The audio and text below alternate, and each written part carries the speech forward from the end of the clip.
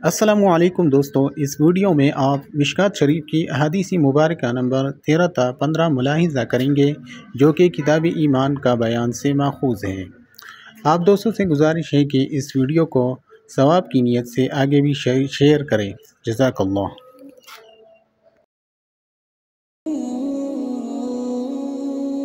حدیث نبوی صلی اللہ علیہ وسلم نمبر 13۔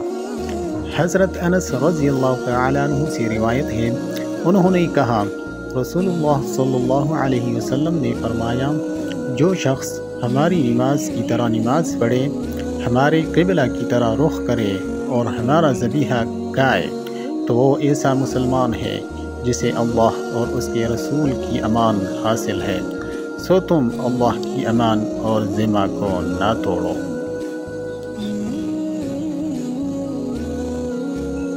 حدیث نبوی صلی اللہ علیہ وسلم نمبر 14۔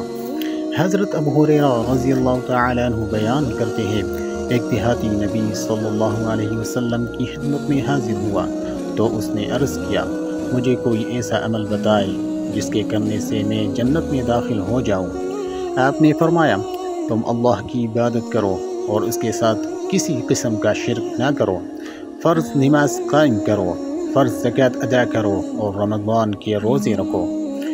اس نے کہا، اس ذات کی قسم جس کے ہاتھ میں میری جان ہے، میں اس میں کوئی کمی بیشی نہیں کروں گا۔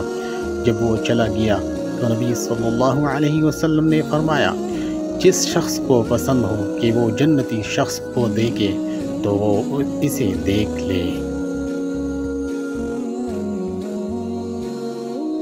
حدیث نبوی صلی اللہ علیہ وسلم نمبر 15۔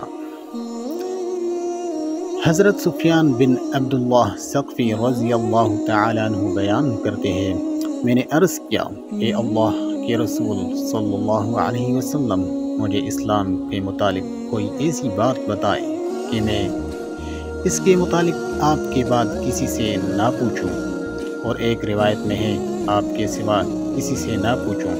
آپ صلی اللہ علیہ وسلم نے فرمایا، کہو میں اللہ پر ایمان لایا، پھر ثابت قدم ہو جاؤ۔